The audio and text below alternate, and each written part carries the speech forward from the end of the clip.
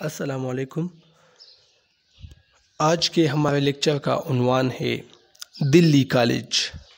انشاءاللہ ہم تفصیل کے ساتھ اس کالج کے قیام، مقاصد، پس منظر اور ادبی خدمات پر تفصیلی گفتگو کریں گے۔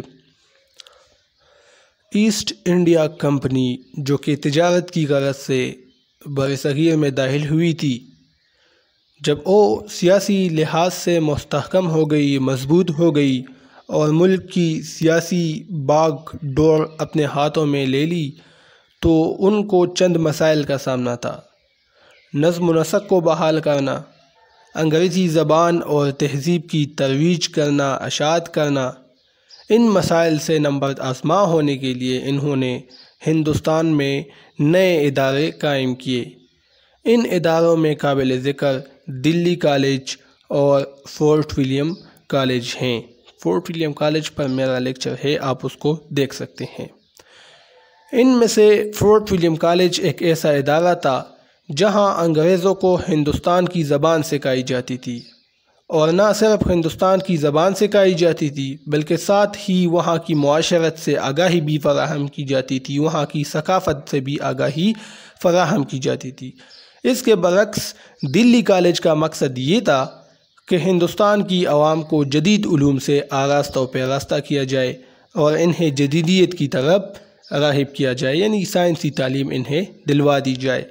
مختصراً یہ کہ فورٹ ولیم کالج کا مقصد انگریزوں کو ہندوستان میں مزید مستحکم کیا جائے، مزید مضبوط کیا جائے تاکہ وہ آسانی کے ساتھ رول کر سکے، جبکہ دلی کالج کا مقصد ہندوستانی طلباء کی رہنمائی اور ترقی کے راستے پر گامزن کرنا تھا۔ ایک بات جو دونوں کالجوں میں مشترک تھی وہ یہ کہ دونوں کالجوں میں ذریعہ تعلیم اردو تھا، میڈیم اردو تھا، تعلیم دینے کا جو ذریعہ تھا وہ اردو زبان تھا۔ اس لیے نصابی کتابوں کی فراہمی کے لیے زیادہ توجہ تراجم پر دی گئی، یعنی زیادہ تراجم ہوئے۔ مدرسہ غازی الدین کی عمارت میں 1825 عیسوی میں دلی کالج کی ابتدا ہوئی۔ مدرسہ غازی الدین یہ 1792 میں ایک مدرسہ قائم ہوا تھا۔ 1825 میں اس مقام پر ہی دہلی کالج کی ابتدا ہوئی اور اس مدرسے میں مذہبی علوم، فقہ اور حفظ قرآن کو اہمیت دی تھی۔ 1823 کے اواخر میں مجلس تعلیم عامہ نے کسی مناسب جگہ پر کالج قائم کرنے کا ارادہ کیا۔ یہ اس مدرسے کی بات ہو رہی ہے، دہلی کالج 1825 میں بنا ہوا ہے، ٹھیک ہے۔ تو 1823 کے اواخر میں مجلس تعلیم عامہ نے کسی مناسب جگہ پر کالج قائم کرنے کا ارادہ کیا، لہٰذا دلی کی مقامی مجالس نے ایک عرضداشت کے ذریعے حکومت سے منظور کروا لیا اور مسٹر جے ایچ ٹیلر کی سرگردگی میں کالج قائم کر دیا گیا، جس کو دہلی کالج کہتے ہیں۔ دلی کالج کو ایک سرکاری درسگاہ کی حیثیت حاصل تھی اور اس کالج کی حیثیت کو چمکانے میں مسٹر ٹیلر، ڈاکٹر اسپرنگر اور مسٹر کارگل کے نام بہت مشہور ہیں۔ یہ تینوں مشرقی علوم کے محقق، مصنف اور مبصر تھے اور ہندوستان میں طویل عرصے کے قیام سے دیسی لوگوں، ہندوستانیوں کے مزاج اور نفسیات سے پوری شناسائی حاصل کر چکے تھے۔ کالج کی ترقی و ترویج میں ان تینوں نے نمایاں خدمات سر انجام دی۔ مسٹر فلیکس بوتھر نے مغربی علوم کو رائج کرنے کے لیے دیسی زبان کو وسیلہ بنایا، یعنی مغربی علوم کو دیسی زبانوں میں، سنسکرت، ہندی اور اردو میں، ان زبانوں کو وسیلہ بنایا اور اس کے ذریعے مغربی تعلیم دیتے تھے، اور دہلی ورنیکولر ٹرانسلیشن سوسائٹی کے تحت علوم مفیدہ کی کتابوں کا اردو میں انہوں نے ترجمہ کروایا، مسٹر فلیکس بوتھر نے۔ مسٹر بوتھر کے بعد ڈاکٹر اسپرنگر پرنسپل کے عہدے پر فائز ہوئے تو علم و عمل کے دو دائرے آپس میں مل گئے اور ترجمہ و تعلیف کے کام کو مزید تحرک حاصل ہوا، مزید اس نے ترقی کی۔ مسٹر ٹیلر کے قیام سے کالج کے قیام، مسٹر ٹیلر یہ پرنسپل تھا دہلی کالج کا۔ مسٹر ٹیلر کالج کے قیام سے 1857 عیسوی تک کالج سے منسلک رہے۔ وہ ایک ماہر تعلیم اور شفیق استاد تھے۔ انہیں طلباء سے گہری واقفیت تھی، قابل احترام استاد کی نظر سے دیکھے جاتے تھے۔ مسٹر ٹیلر طلباء کو اپنی اولاد کی مانند سمجھتے تھے۔ دلی کالج کو ایک بہترین ادارہ بنانے میں مسٹر ٹیلر کا کردار اہم ہے اور ان کی خدمات کو نظر انداز نہیں کیا جا سکتا۔ 1857 عیسوی کی جنگ دلی کا جنگ 1857 کی جو جنگ ہوئی تھی، جنگ آزادی جس کو کہتے ہیں، تو 1857 عیسوی کی جنگ دلی کالج کے لیے ایک آفت ثابت ہوئی۔ مسٹر ٹیلر کو قتل، جبکہ یہاں کے استاد امام بخش بائی کو پھانسی پر چڑھا دیا گیا۔ کالج کو آگ لگا دی گئی، کتب خانہ لوٹ لیا گیا، سائنس کی تجربہ گاہ کو تباہ کر دیا گیا۔ غرض کالج کا شیرازہ بکھر کر رہ گیا، جس کی بنا پر اس کالج کو ہنگامی بنیادوں پر بند کر دیا گیا۔ اس وقت کالج کو دوبارہ سے جاری تو نہ کیا جا سکا، مگر 1864 عیسوی میں جب کالج کو بحال کیا گیا 6 سال بعد، تو اس میں پہلی سی گرمی دیکھنے کو نہ ملی۔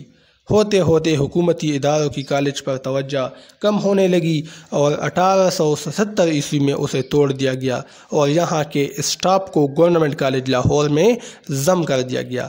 یوں کالج پر پڑھا کرنے والے طلباء اور اساتذہ نہ رہے، یعنی 1864 میں دوبارہ اس کو شروع کیا اس کالج کو، لیکن اس میں وہ گرمی نہیں تھی جو پہلے تھی۔ پھر 1877 میں اس کو مکمل طور پر بند کر دیا گیا اور اس کے اسٹاف کو گورنمنٹ کالج لاہور میں ضم کر دیا گیا۔ یہ یاد رکھیں، یہ اکثر ٹیسٹ میں بھی آتا ہے۔ اب دلی کالج کی ادبی خدمات۔ دلی کالج نے ہر موضوع پر کتابیں شائع کی، ان تراجم کے بہترین نتائج برآمد ہوئے۔ دلی کالج میں علم و ادب کا صحت ذوق پرورش پانے لگا۔ دلی کالج سرکردہ طلباء نے تالیف و تصنیف میں دلچسپی لینا شروع کر دیا۔ ذیل میں ان کی ادبی خدمات کا جائزہ پیش کیا گیا ہے، یعنی اس میں طلباء اور اساتذہ نے دلچسپی کے ساتھ کام کیا۔ دلی کالج کی ادبی خدمات کے حوالے سے ڈاکٹر اسپرنگر کا نام اہمیت کا حامل ہے۔ آپ عربی زبان و ادب کے عالم بھی تھے، چنانچہ حماسہ، صحیح بخاری، بہار عجم اور آثار و سنادید کی اشاعت انہی کی تحریک پر ہوئی۔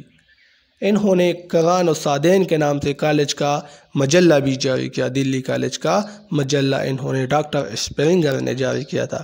ڈاکٹر اسپرنگر مدرسہ عالیہ کلکتہ کے پرنسپل بھی رہے ہیں۔ ورنیکولر سوسائٹی اس کالج کا سب سے اہم حصہ تھی، یعنی یہ ایک سوسائٹی تھی، یہاں تراجم ہوتے تھے اس میں۔ ورنیکولر سوسائٹی اس کالج کا سب سے اہم حصہ تھی۔ اس سوسائٹی کی طرف سے کم از کم 128 کتب شائع ہوئی۔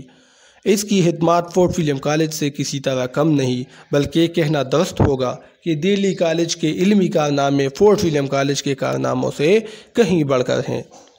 فورٹ ولیم کالج میں زیادہ توجہ قصوں اور داستانوں پر رہی، جبکہ دلی کالج کا سارا زور علمی کتابوں پر تھا۔ آگے چل کر سر سید کی سائنٹیفک سوسائٹی نے دہلی کالج کے اس علمی کام کو مزید آگے بڑھایا۔ دوسرا بڑا اور اہم نام ماسٹر رام چندر کا ہے۔ آپ کالج کے ایک اہم رکن تھے۔ انہوں نے ٹیلر اور دیگر عیسائی مبلغین کی تبلیغ کے باعث عیسائیت قبول کر لی، جس سے ظاہر ہوتا ہے کہ انگریزی تعلیم کے تبلیغی اثرات ہندوستان کے ذہنی مرکز تک پہنچ گئے تھے اور اب دلی کالج کے ذریعے علماء میں بھی اپنا اثر نفوذ کر رہے تھے، یعنی وہ اثرات ہو رہے تھے۔ ان کا مقصد تھا انگریزوں کا کہ یہاں پر تبلیغ کریں گے عیسائیت کی، تو اس میں وہ ایک حد تک کامیاب نظر آئے۔ ثبوت کے طور پر مولوی نذیر احمد کا نام بھی پیش کیا جا سکتا ہے، جنہوں نے تشکیک اور الحاد سے، یعنی شک و شبے کے ذریعے سے اسلامی قوانین میں شک کرنا، تو نذیر احمد کا نام بھی اس میں پیش کیا جا سکتا ہے، جنہوں نے تشکیک اور الحاد سے عیسائیت تک کے ذہنی سفر میں کافی دور تک اپنے استاد ماسٹر رام چندر کا ساتھ دیا، لیکن قرآن کی تعلیم کی وجہ سے عیسائیت قبول نہ کی، یعنی یہ بھی تقریباً پہنچ چکے تھے لیکن قرآنی تعلیم کی وجہ سے عیسائیت قبول نہیں کی مولوی نذیر احمد نے۔ ماسٹر رام چندر نے اصول علم، مثلث بالجبر، علم ہندسہ بالجبر اور تراش ہائے مہروتی مرتب کی، یہ کتابوں کے نام ہے۔ تاریخ کو عالمی تناظر میں پرکھنے کے لیے تاریخ ہند، تاریخ اسلام، تاریخ ایران، تاریخ یونان و روما، تاریخ خاندان مغلیہ، تاریخ کشمیر، سوانح رنجیت سنگھ، تاریخ میسوری وغیرہ کتابیں بھی انہوں نے لکھی۔ ادبی کتابوں میں کلیلہ و دمنہ، تذکرہ شعرائے ہند، تذکرہ ہندو شعراء، جامع الحکایات، تاج الملوک و بقولی، یہ تقریباً دیا شنکر نسیم کی جو مثنوی ہے، اس کا نام اب میں بھول رہا ہوں، اس کا ترجمہ تھا۔ بدر منیر، شکنتلا، سودا، درد، میر اور جرات کے دواوین اور انتخاب الف لیلا وغیرہ انہی کی مدد سے شائع ہوئی۔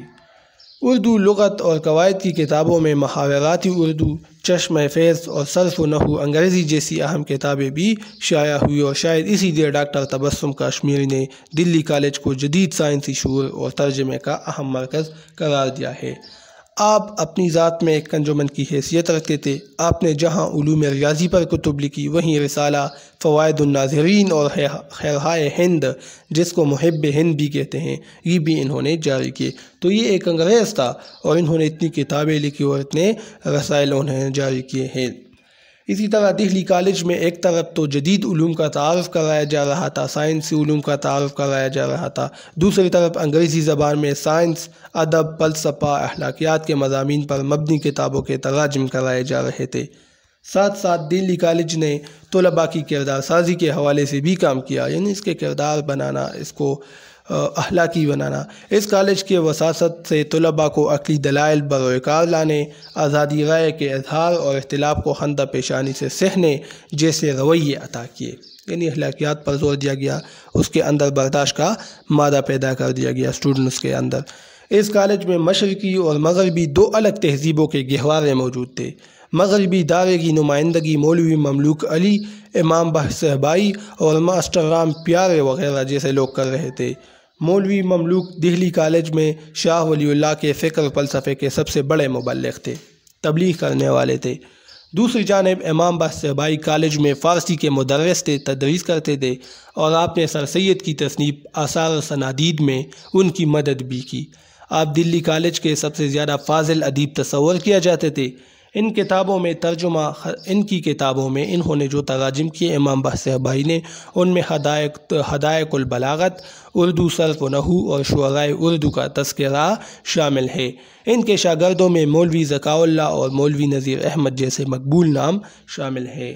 دلی کالج اس لحاظ سے ہمیشہ کم نصیبی کا شکار رہا کہ کوئی نہ کوئی مشکل، مصیبت، مسئلہ یا سانحہ اسے درپیش رہا۔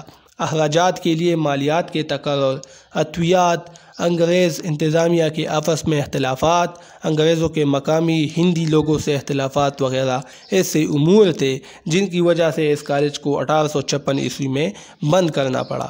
مگر دلی کالج کے سب سے بڑی عطا یہ ہے کہ اس نے اردو ادب کو چند منفرد اور حساس ادبا مہیا کی۔ 1864 عیسوی میں کالج کو دوبارہ کھولا گیا، لیکن اب کی بار یہ کسی بڑی تبدیلی کی وجہ نہ بن سکا، لیکن زبان کی موجودہ ترقی یافتہ صورت میں اس کالج کا اہم کردار رہا ہے اور اس سے انکار نہیں کیا جا سکتا۔ تو یہ آج کا لیکچر تھا دہلی کالج کے حوالے سے۔ امید ہے آپ لوگوں کو یہ ویڈیو پسند آ چکی ہوگی۔ اللہ حافظ۔